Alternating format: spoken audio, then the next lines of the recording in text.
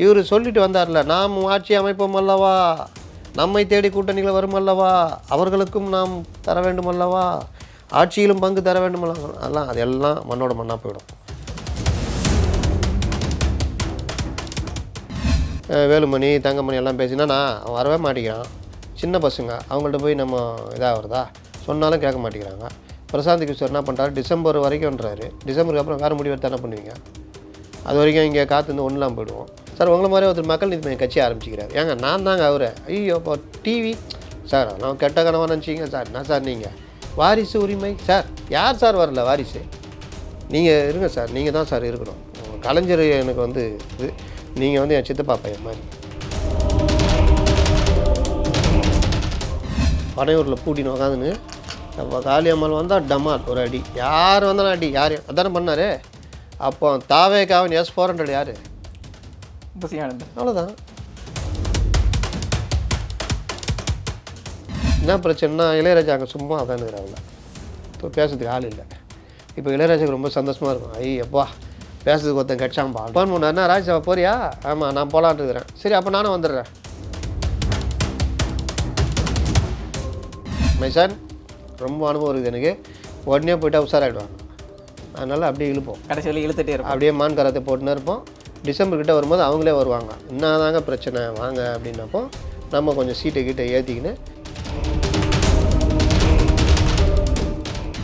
தலைவர் தான் 2026 சிஎம் வேறு, 2026 தலைவர் தான் சிஎம் வேறு, அடுத்த சிஎம் எங்கள் தலைவர் தான் வேறு, விஜய் தான் அடுத்த சிஎம் வேறு, அடுத்த முதலமைச்சர் விஜய். இது தாண்டி வேறு ஏதாவது வேறலாம் அதே தான். போ நம்ம நம்பாட்டி போ.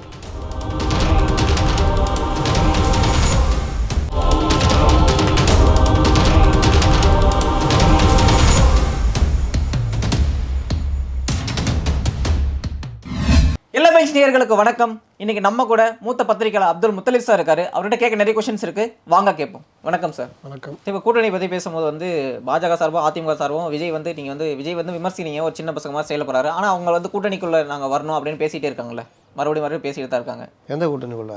இப்போ அதிமுக கூட்டணிக்குள்ள நைனார் கூட விஜய் வந்து உள்ளே வரணும் அப்படின்னு பேசியிருக்காரு. அவர் என்ன பார்க்குறாருன்னா, தம்பிங்களா வெளியே விளையாடினுக்கிறீங்களே, வெளியில் விளையாடிருந்தீங்கன்னா வேஸ்ட்டாக போயிடும் வாக்கு, நீங்கள் என்னமோ நினச்சினுக்கிறீங்க நாங்கள் தான் முதலமைச்சர் ஆகிடுவோம் அப்படி இப்படின்னு, எல்லா வாக்கும் வீணாக போயிடும். ரெண்டாவது சும்மா தீ விபத்தில் பாதிக்கப்பட்டவங்களுக்கு பாய் தலகாணி கொடுக்க போனால மிதிக்கிறானுங்க.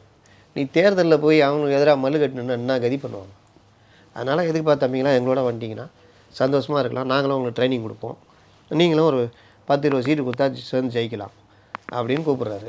சரி, இப்போ வந்து அவங்க வந்து தேர்தலில் வந்து அவங்க வந்து சின்ன பசங்க வேஸ்ட்டாக போயிடுவாங்கன்னு சொல்லி கூப்பிட்றாங்களா, இல்லை அவர் வந்து அந்த தேர்ட் ஃப்ரண்ட்டாக இருந்து ஓட்ட உடைப்பாங்க? அதுவும் ஒரு காரணங்க. அதான் நான் சும்மா ஜோக்கு சொன்னேன். உண்மை என்னென்னா வாக்குகள் சதறக்கூடாதுன்றதுனால நயனா நாகேந்திரன் வைக்கிறார். திமுக வீழ்த்தணும், வாக்குகள் சதறக்கூடாது. நீ என்ன பண்ணுவேன்? ஒரு 20% வச்சிங்களா, அவங்க சொல்கிற மாதிரி 20% வச்சுட்டா இப்போ தொகுதியில் 2 லட்சம் ஓட்டுக்குது. அது 3 லட்சம் ஓட்டு 2 லட்சம் பேர் வாக்காளர் போட்டுடுறாங்க. வாக்குப்பதிவு 2 லட்சம் பதிவாயிருக்குது. அதில் 40,000 ஓட்டு 20% வச்சுட்டா 40,000 ஓட்டு நீங்கள் வாங்கிட்டீங்க. அது 40,000 ஓட்டு யார் ஓட்டு? டிஎம்கே ஓட்டாகுதுன்னா டிஎம்கே காலை பிடிச்சி இழுத்து விட்டுருவீங்க. ஏடிஎம்கே அங்கே ஜெயிச்சிடும். கரெக்டாக? நீங்கள் ஜெயிக்க மாட்டீங்க, ஏன்னா 40,000 ஓட்டை வாங்கி ஜெயிக்க முடியாதுல்ல. அப்போ அந்த இடத்துல ஒரு அது 40,000ல் 20,000 டிஎம்கே ஓட்டாக இருந்து இதில் 10,000 ஓட்டு வித்தியாசத்தில் அதிமுக ஜெயிச்சா திமுக காலை பிடிச்சி இழுத்து, இன்னொரு தொகுதியில் ஏடிஎம்கே காலை பிடிச்சி இழுத்து விட்டிங்க வச்சுங்க. இந்த காலை பிடிச்சி இழுத்து ஒரு வேலை தான் அவங்க பண்ண போகிறாங்க. அதுக்கு தான் சொல்கிறாங்க, தம்பிங்களா இங்கே வந்துருங்க, மொத்தமாக சேர்ந்து காலை வாரி விட்ருவோம், அதுக்கப்புறம் பார்த்துக்கலாம் அப்படின்றாங்க. அதுக்கு இவங்க தயாராக இல்லை. நாங்கள் தான் முதலமைச்சர், என்ன நினச்சினுக்கிற நீ அப்படின்னு பேசினுக்கிறாங்க. சரி, இப்போ வந்து கூட்டணி கணக்கை எடுத்து பார்க்கும்போது இப்போ வந்து இவங்க என்ன சொல்கிறாங்கன்னா, அதிமுக இப்போ வந்து பாஜகவும் திமுகவும் ஒரு கள்ள கூட்டணின்னு சொல்கிறாங்களா சார்? இப்போ அதே கூட்டணிக்கு அவங்களும் போனாங்கன்னா மக்கள் அதை எப்படி பார்ப்பாங்க, மற்ற கட்சிகளை எப்படி பார்ப்பாங்க? கூட்டணி போனான்னா முடிஞ்சிடும் கதை. அந்த ரிஸ்க் எடுப்பாரா? என்ன கேட்டால் அதை எடுக்க மாட்டார். என்ன கேட்டால் நான் கூட்டணி அவங்க கூப்பிட்றத நான் சொன்னேன். என்ன கேட்டால் இவர்கள் கூட்டணி போனால் அதோட கதை முடிஞ்சது. அரசியல் ரீதியாக ஒரு 10 சீட்டு ஜெயிக்கலாம், திமுகவை வீழ்த்தி விடலாம். ஆனால் இவர் சொல்லிட்டு வந்தார்ல, நாம் ஆட்சி அமைப்போம் அல்லவா, நம்மை தேடி கூட்டணிகள் வரும் அல்லவா, அவர்களுக்கும் நாம் தர வேண்டும் அல்லவா, ஆட்சியிலும் பங்கு தர வேண்டும் அல்லவா, அதெல்லாம் மண்ணோட மண்ணாக போயிடும். இப்போ நீங்கள் தனியாக நிற்கிறதுன்றது வந்து இன்றைக்கி போய் நீங்கள் கூட்டணி சேர்றதுன்றது கஷ்டம். நான் சொன்ன மாதிரி பாய் தலகாணி கொடுக்க போனப்பவே உங்களை போட்டு தாக்குறாங்க, போலீஸ் வச்சு அடிக்கிறாங்களா. தேர்தல்னு வரும்பொழுது அவனுக்கு வாழ்வாசாவா போராட்டம். ஆட்சி அவங்க கையில் இருக்குது, போலீஸ் அவங்க கையில் இருக்குது. உங்களுக்கு என்னென்ன தொல்லை கொடுப்பாங்க அதை நீங்கள் ஃபஸ்ட் டைம் சந்திக்கிறீங்க, உங்களுக்கு தெரியாது. அப்போ நீங்கள் வந்து அதுக்குரிய பலனை அனுபவிக்க வேண்டியது இருக்கும். அப்போது நீங்கள் ஆரம்பத்திலேயே இந்த விவகாரம் நாங்கள்லாம் பேசுகிறோம். அப்போல்லாம் எங்களை சொன்னது, இவர் அதிமுக கொண்டு போய் சேர்க்கலான்னு ட்ரை பண்ணுறார், கொண்டு போய் அண்ணா விஜய் கூட்டு வந்துட்டேண்ணா, இந்த சேர்த்துக்கண்ணா அப்படின்னோன்னே, நல்ல வேலை பண்ணீங்க முத்தலீஃப், இந்தாங்க ஒரு 10 கோடி வச்சுக்கிங்க அப்படின்னு கொடுத்தாங்க. சார் நான் வரேண்ணா, இன்னும் ஆட்டோவில் கொண்டு போய் இறக்கி விட்ட மாதிரி கதையால் இருக்குது. நம்ம வந்து ஒரு அனலிஸ்ட்டு சொல்கிறோம், நீங்கள் இந்த மாதிரி இருக்கீங்க தம்பி, இதோ இப்போ இருக்கீங்களா, இப்போ இருக்கீங்கள, இதை தான் சொன்னோம். இப்படி ஆகிடுவீங்க நீங்கள் அவங்களோட போனீங்கன்னா. அப்போ பிஜேபி கூட ஏடிஎம்கே இல்லை. இப்போ பிஜேபி ஏடிஎம்கே கூட்டணி வந்து ரொம்ப ஸ்ட்ராங்காக வந்து ஸ்ட்ரென்த்தனான பின்னாடி விஜய் வந்து எங்கே போகிறதுன்னு தெரியாமல் முடிச்சிட்டு இருக்காரு. இது இப்போ நம்ம சொன்ன காலத்தில் பிஜேபி ஏடிஎம்கே கூட்டணி வரல, அவரும் காத்து இருந்தார். சரி தம்பி வரோம், சேர்ந்துட்டோன்னா பிஜேபி தேவையில்லை, அடிச்சு நவுத்திடலாம் அப்படின்னு நினச்சிருந்தாப்புல. இவங்க வந்து அப்படியே முறுக்கின்னு இருந்தாங்க. முறுக்கியிருந்தோன்னே அங்கே பார்த்தாங்க, அங்கேருந்து நெருக்குதல். வேலுமணி தங்கமணி எல்லாம் பேசினா அவன் வரவே மாட்டேங்கிறான், சின்ன பசங்க அவங்கள்ட்ட போய் நம்ம இதாக வருதா சொன்னாலும் கேட்க மாட்டேங்கிறாங்க. பிரசாந்த் கிஷோர் என்ன பண்ணுறாரு, டிசம்பர் வரைக்கும்ன்றாரு. டிசம்பருக்கு அப்புறம் வேறு முடிவு எடுத்து என்ன பண்ணுவீங்க? அது வரைக்கும் இங்கே காற்று வந்து ஒன்றுலாம் போயிடுவோம். பிஜேபி கூட்டணி இருக்குது, நம்ம கூட்டணி 39% வாங்கின கூட்டணி. இப்போ இருந்தால் ஆரம்பித்தா இவங்களை அடிக்க ஆரம்பிக்கலாம். தலைவர் அங்கேருந்து கூப்பிட்டுனேங்கிறாரு, என்னன்ற வரியா அப்படின்னா, சத்தாம்பா என்னப்பா பண்ணுறது, இவங்க ஒன்றும் பண்ணல, சரிவா போகலாம். அப்படி தான் போய் சேர்ந்தாங்க. சேர்ந்தா பிறகு ஸ்ட்ராங் ஆகுது கூட்டணி.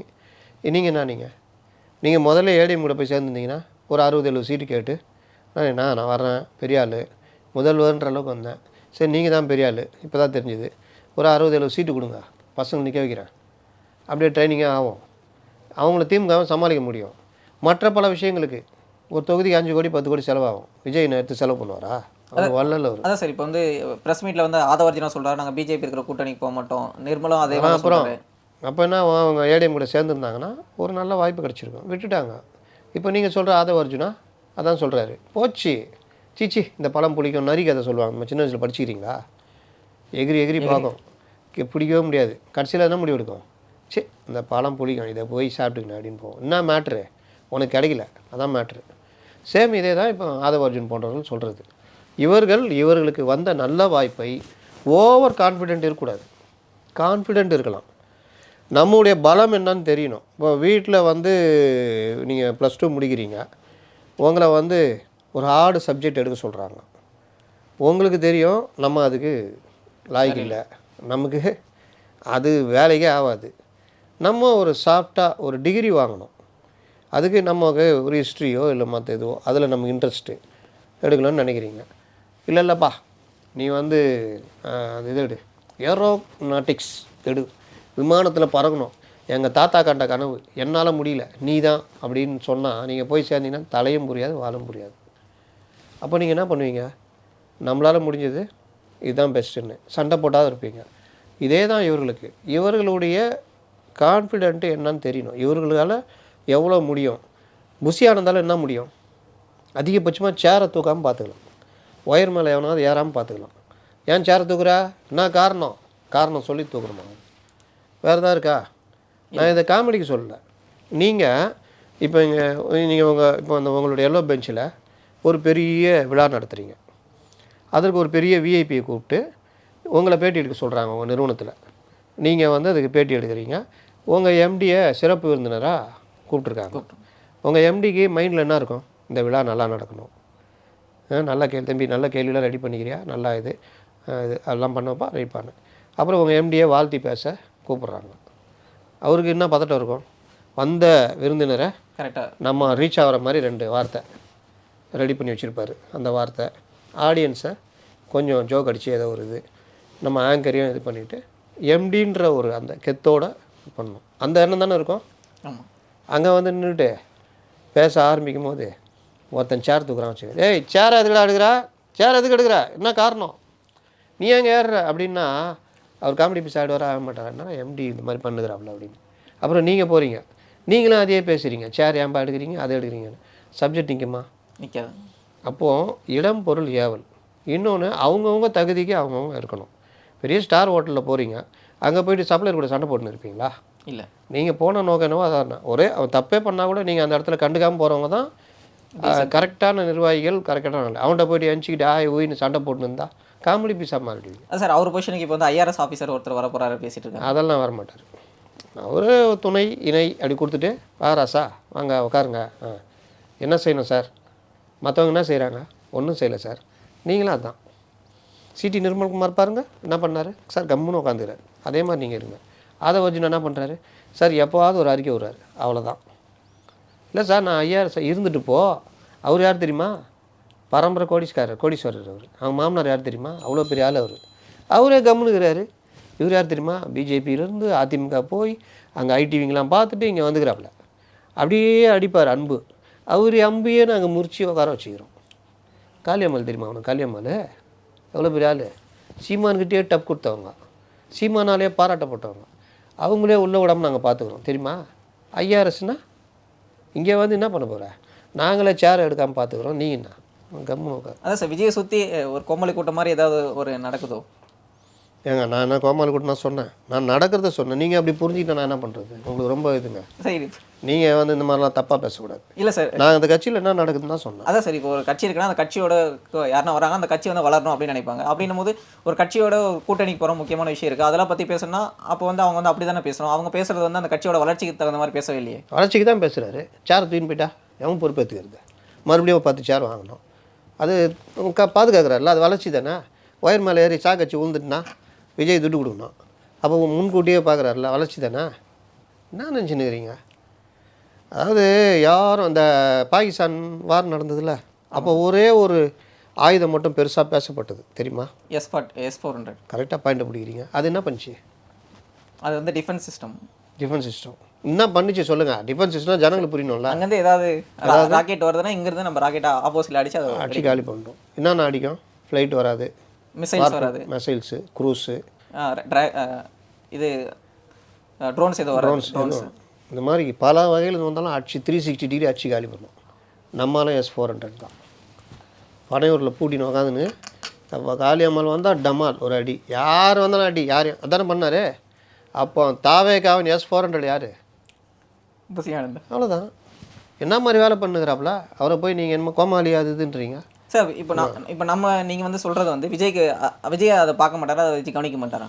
அவர் தான் ஜனநாயகன் ஷூட்டிங்கில் இருக்கிறாரு. அவதார் பார்த்தீங்களா, ஃபஸ்ட்டு படம் வந்துச்சுல, பார்ட் 1 பார்ட் 2 எப்போ வந்துச்சு, பார்ட் இப்போ ரீசெண்டாக வந்துச்சு. அந்த டைரக்டர் என்ன பண்ணார், அதுலேயே இருந்தார். எப்போ கேட்டாலும் அவதார் எடுக்கிறார். ஆமாம், அதுக்கு நீ 4 படம் எடுத்துக்கலாமையா அந்த மாதிரி. அந்த டெக்னாலஜி உருவாக்குறதுக்கு அவர் உள்ளே இருந்தாருன்னு சொல்லுவாங்க. அப்புறம் அந்த அவதார் வந்தோன்னா யோ இதை எங்கள் ஆளுங்க அந்த காலத்தையே எடுத்துட்டாங்க அந்த படத்தை, அந்த கதையெல்லாம் அந்த நீனா கொஞ்சம் என்னென்னவோ ஜிம்மி ஜிக்கெலாம் காமிச்சுன்னுக்கிறேன். மற்றபடி கதை மூல கதைன்னு பார்த்தா அந்த காலத்துலேயே எங்காரும் பண்ணிக்கிறாங்க, பல படங்கள் பண்ணிக்கிறாங்க, தமிழ்லேயே பண்ணிட்டாங்க. சேம் இதே தான். என்ன பண்ணுறாரு, படம் நடிக்கிறார். என்ன பண்ணுறாரு, படம் நடிக்கிறார். என்ன ஜனநாயகம் நடிக்கிறார். என்ன இப்படியே. ஆனால் இவர் என்ன சொல்கிறாங்க, எம்ஜிஆருக்கு ஈக்குவல் அவர். எம்ஜிஆர் நீங்களாம் சின்ன பசங்க உங்களுக்கு சொல்கிறேன், எம்ஜிஆர் 72 கட்சியை விட்டு நீக்கிறாங்க. அப்போ அவர் இதயவினை ஷூட்டிங்கில் இருக்கார். இதயம்னு ஒரு பத்திரிக்கை வந்தது, மணியன்னு சொல்லிட்டு ஒரு பெரிய பத்திரிகையாளர், எம்ஜிஆருக்கு ரொம்ப நெருக்கம். அவர் தான் தயங்கி அப்போல்லாம் என்ன வாட்ஸ்அப்பாக இருக்கும், நீக்கின ஒன்று டப்புன்னு எம்ஜிஆர் ஃபோனில் டிங்கின்னு அடிக்கும், உடனே எம்ஜிஆர் எடுத்து பார்த்தோன்னா கட்சியிலேருந்து எம்ஜிஆர் நீக்கும். அட பாருங்களா நேடா இது அப்படி அந்த மாதிரி இருந்துச்சு அந்த காலத்தில். நியூஸில் சொல்லி எங்கேயா வந்து ட்ரங்கால் போட்டு சொல்லி அது வந்து அப்படி வந்தது. அவர் போய் அண்ணன் அழுகுறாரு, என்னப்பா சொல்லுப்பா அண்ணன் கோன்னு அழுதார். என்னான்னு கேட்டால் உங்களை கட்சியை விட்டு தூக்கிட்டாங்கண்ணே. இதுக்கு அழுகுற, போய் பாயசம் கொண்டு வர சொல்லு அப்படின்னு. சந்தோஷமான விஷயம் அப்படின்ட்டு எம்ஜிஆர் எல்லாருக்கும் பாயசம் கொடுத்து படப்பிடிப்பு நடத்தினார். அதுக்கப்புறம் படம் இதயவினை முடித்தார். அப்புறம் நேற்று நாளை, உரிமை குரல், இந்த மீனவ நண்பன், இந்த மாதிரி ஒரு 7-8 படம், 10 படத்துக்கு மேலே. அதில் ஒரு படத்தை தயாரித்து அவரே டைரக்ஷனும் பண்ணார். இதுக்கு நடுவில் தேர்தல் பிரச்சாரம் போவார். இப்போ மாதிரி அறிக்கை விட்டு இல்லாட்டி எங்கேயா கூட்டத்தை கூப்பிட்டு ஃப்ரான்ஸ் அதெல்லாம் கிடையாது. நேராக போய் பேசணும். விடிய நடக்கும் அப்போல்லாம் கூட்டம். 10 மணி க்ளோஸ் பண்ணுறதெல்லாம் கிடையாது, விடிய நடக்கும். கார் என்ன கேரவனா, நீங்கள் அவசரத்துக்கு ஒதுங்கினா கூட எப்போ நிறுத்துப்பா வயல் வரமான்ட்டு வயல் வரமாக போயிட்டு வரணும். யார், எம்ஜிஆர். வண்டியிலலாம் அந்த வசதி கிடையாது. இல்லை எங்கேயா ஹோட்டலில் நிறுத்துப்பான்னு. நடுவுலையே வந்துச்சுன்னா என்ன பண்ணி அவசரத்துக்கு எங்கேயா ஒதுங்கி தான் ஆகணும், வயக்காட்டு வரம் ஒதுங்கி தான் ஆகணும்.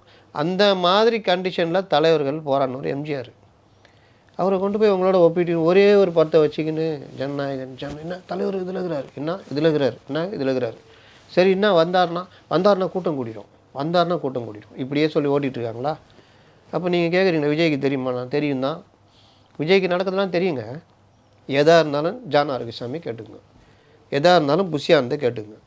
திடீர்னு ட்ரம்ப் வந்து உங்கள் கட்சியில் நான் இணைகிறேன்னா எதாக இருந்தாலும் ஜான் ஆரோக்கியசாமி கேட்டுக்குங்க. அவ்வளோதான்.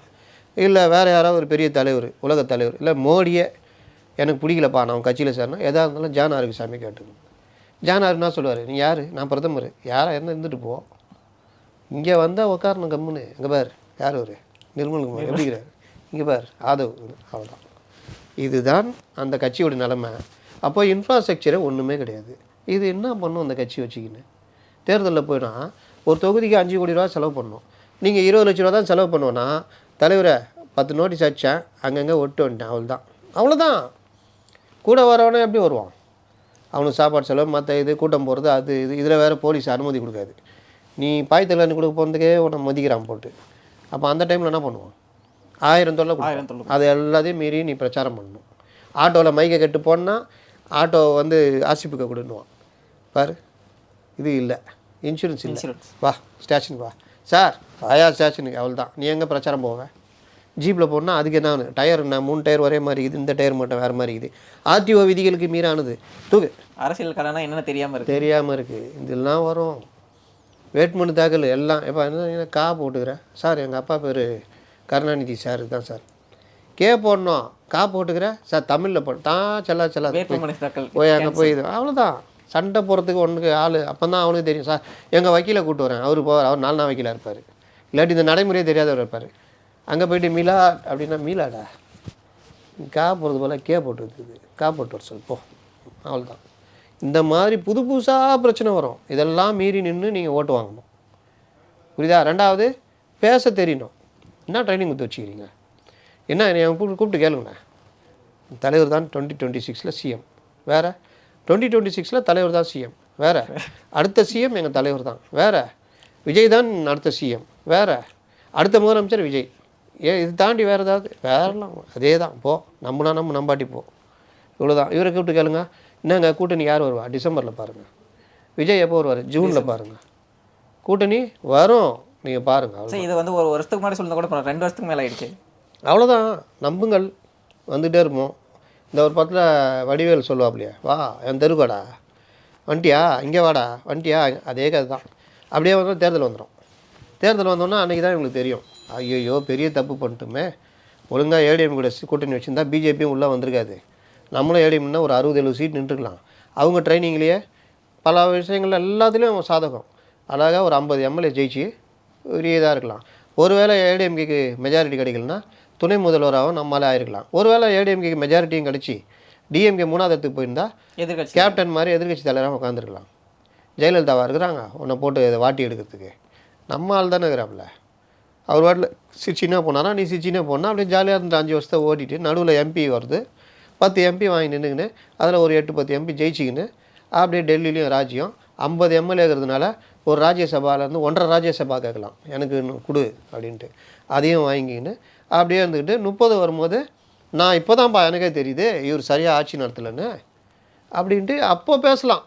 நாம் ஆட்சியை பிடிக்கலாமா அன்று நம்மோட வருவார்கள்னா அப்போ திருமாவளவனை பார்ப்பார், தம்பி தப்பாக நினச்சிட்டேன் தம்பி, வரேன் தம்பி, அப்புறம் மக்கள் நல்ல கூட்டணி எல்லாம் ரெடியாகிறாங்க தம்பி, நீ ஊன்னு சொல்லுங்கள் வந்துடுவாங்க. காங்கிரஸு ஏன் முன்னாடி வந்து உக்காந்துக்கிறார் பாருங்க அப்படின்னு அப்படி போகலாம். நீங்கள் மிஸ் பண்ணிட்டீங்களே.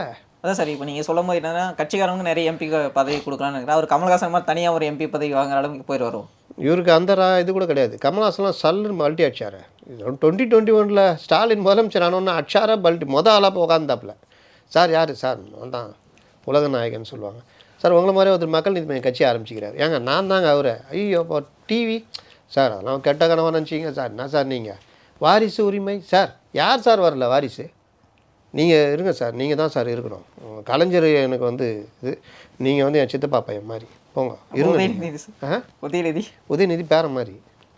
அப்புறம் வந்து அவர் பார்த்தாரு, என்ன நான் இப்படி இருக்கிறேனே அண்ணா, இவ்வளோ அப்பாவே ஆகிறேண்ணா, நான் ஒரு படம் எடுக்கிறேண்ணா விக்ரம்னு, நீ தானா? ரைட்டு, அவ்வளோதான். படம் வந்து 420 கோடி, இவருக்கு 130 கோடி சம்பளம், அவ்வளோதான். பெஜாராயிட்டாவில் தம்பி இந்த மாதிரிலாம் இருக்கு என்கிட்ட சொல்லவே இல்லையா? செகண்ட் இன்னிங்ஸ் தொடங்கு. அப்போ அரசியல் அது கிடக்கட்டும் தம்பி, அது பார்ட் டைம் தம்பி. இப்போ தான் ராஜ்யசபா எம்பி ஆக போகிறாருல்ல சார். ஆமாம், அது ஒரு பார்ட் டைம். இவர் எடுக்கிற பார்ட் டைமில் பல பார்ட் டைம். பிக் பாஸ் அதை விட்டார், விஜய் சேதுபதிக்கு கொடுத்துட்டாரு, அது ஒரு பார்ட் டைம். சினிமாவில் நடிக்கிறது ஒரு பார்ட் டைம். அரசியல் அப்பப்போ வந்துட்டு போவாப்புல. அப்புறம் காலேஜ் ஃபங்க்ஷனு எதாவது காலங்கள் இப்படியே வந்து ஜாலியாக அப்படி போயின்னு வர வேண்டியதான். இதுக்கு போயிட்டு வாரிசு டார்ச்சை ஓடிச்சு, அந்த டிவியை ஓடிச்சு, எவ்வளோ செலவு. இதில் வேறு அந்த பொண்ணு வேறு ஒரு கார் வாங்கி கொடுத்தாரு. அது ஒரு ஸ்டண்ட் அடிச்சிருந்தது, பப்ளிக் ஸ்டண்ட்டு தெரியும்ல. பஸ்ஸு ஓட்ட சொன்னால் அங்கங்கே நிறுத்தி போட்டோ எடுத்துக்கினேன். ஓனர் கூப்பிட்டு நான் பஸ்ஸு ஓட்டுறதுக்கு, அது ப்ரைவேட் பஸ்ஸு, அங்கே போட்டியில் இருக்கும் தெரியும்ல. இப்படி எடுத்தானா நம்ம இப்படி போயிடுவோம், பிரேக் அடிச்சானா இப்படி போவோம், தூக்குனானா இப்படி போவோம். அப்படி தான் ஓட்டுவானுங்க பஸ்ஸு. அவன் நேராக பார்த்தா ஓட்ட மாட்டான், பின்னாடியே பார்த்துட்டுருவான். ஏன்னா அவன் வந்துடுவான், டேய் இவன் வந்துடுவான்டா, அவன் வந்துடுவான். இப்படி ஓட்டுற இடத்துல இந்த அம்மா எடு ஃபோட்டோ எடு அப்படின்ட்டு 2 விஐபி ஏற்றிக்கிறது. அப்புறம் கீழே நின்று என்னமோ இவங்க பெரிய இந்த சுனிதா வில்லியம்ஸ் மாதிரி போயிட்டு வந்த மாதிரி அங்கே போய் மாட்டிக்கிட்ட மாதிரி சர்டிஃபிகேட் வாங்குறது இதெல்லாம். அதை போய் அந்த அம்மா கேட்டால் என்ன கேட்குற, நான் யார் தெரியுமா, இன்ஸ்டாவில் போய் பாரு என்னை பற்றின்னு. ஓனர் கூப்பிட்டா, நான் யார் தெரியுமா, பஸ்ஸுக்கு ஓனரு. நீ இன்ஸ்டாவில் போட்டுன்னு இருப்பேன், சம்பாதிக்கிறது நான் பஸ்ஸு விட்டுனா ஒரு பஸ்ஸு வச்சு ஓட்டுனுக்கிறேன், அதை கூட விற்ற சொல்ல போல கிளம்பு. ஒன்று இவர் தலைவரே, அந்த பொண்ணு பயங்கரமான பொண்ணு தலைவரை, முதல் பெண் டிரைவர் தலைவரை யார் இவர், அவங்கள போய் வெளியே தோத்திட்டார் தலைவர். அப்படியா, மக்கள் நீதி மையம் இதை அனுமதிக்காது அப்படின்ட்டு பார்த்தாரு. யார் ஏம்பா ஒரு கார் ஒன்று ரெடி பண்ணு, இந்த அப்படி சாவி போட்டா போஸ்ட் கொடு.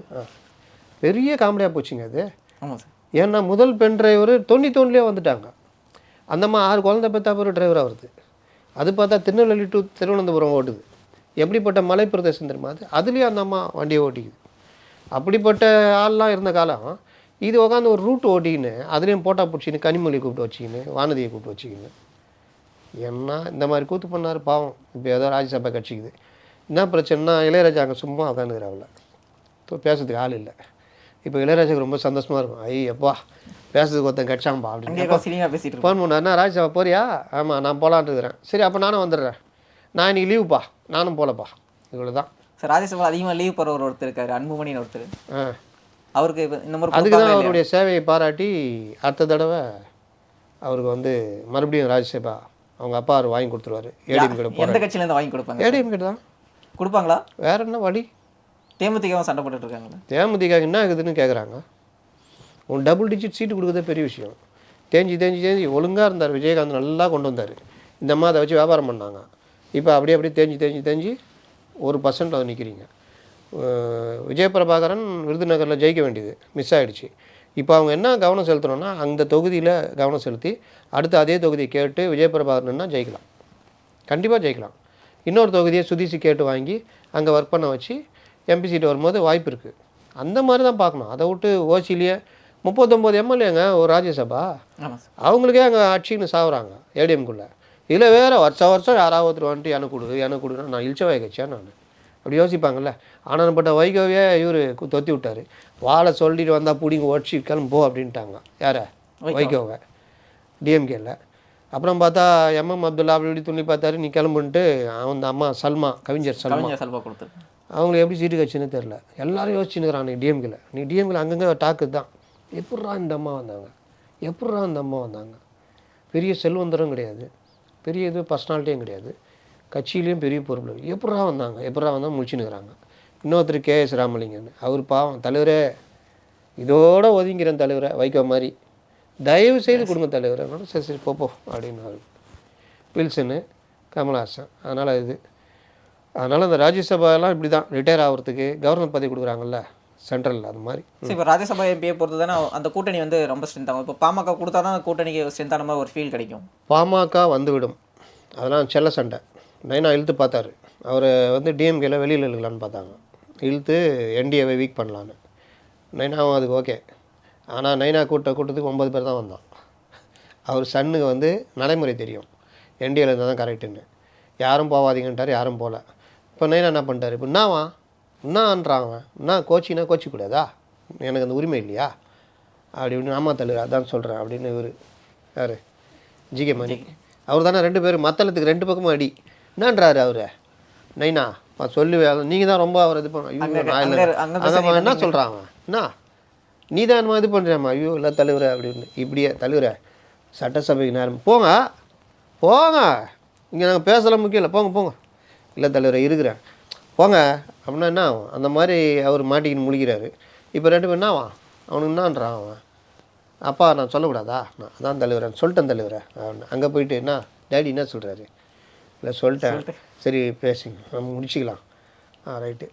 அந்த மாதிரி தான் இப்போ இன்றைக்கி பேசி கிட்டத்தட்ட இது பண்ணுவாங்க. சார் என்ன சொல்லுவார்? மைசான் ரொம்ப அனுபவம் இருக்குது எனக்கு, உடனே போய்ட்டு உஷாராகிடுவாங்க. அதனால் அப்படியே இழுப்போம். கடைசி வரையும் இழுத்துட்டே இருக்கும். அப்படியே மான் கரத்தை போட்டுன்னு இருப்போம். டிசம்பர் கிட்ட வரும்போது அவங்களே வருவாங்க. என்னதாங்க பிரச்சனை வாங்க அப்படின்னப்போ நம்ம கொஞ்சம் சீட்டை கிட்ட ஏற்றிக்கின்னு ராஜ்யசபா ஒன்று கேட்டு வாங்கி கொடுத்துட்றேன், எல்லாம் பண்ணின்னு போய் செட்டில் ஆகிடுவோம். இப்போ போனோம் வச்சுக்கா, இது நம்மளை விட்ட ஆள் கிடையாது, எப்போ வரதானு சொல்லிட்டு சீட்டை வந்து குறைப்பாங்க. பிஜேபிக்காரன் வேறு கேட்டுனுக்குறான். அப்போ அதுக்கேற்ற மாதிரி நம்மளும் கேட்கணும் அப்படின்ட்டு கொஞ்சம் அப்படியே இழுப்பாங்க. பிரேமலதாவும் அதே கதை தான். இந்த டெக்னிக் கூட திருமாவளவனுக்கு தெரில. அவர் என்னை கூப்பிட்டாரு மூட்டேன், இவர் என்னை கூப்பிட்டாரு மூட்டேன், தலைவரை உன்னை நம்பி தான் இருக்கிறேன் நான். அப்படியா 6 சீட்டு போ, இதான் நடக்க போகுது. ஸோ உங்கள் நேரத்தை ஒதுக்கி நிறைய கருத்துக்களை தெரிவித்தமைக்கு ரொம்ப ரொம்ப நன்றி சார். நன்றி.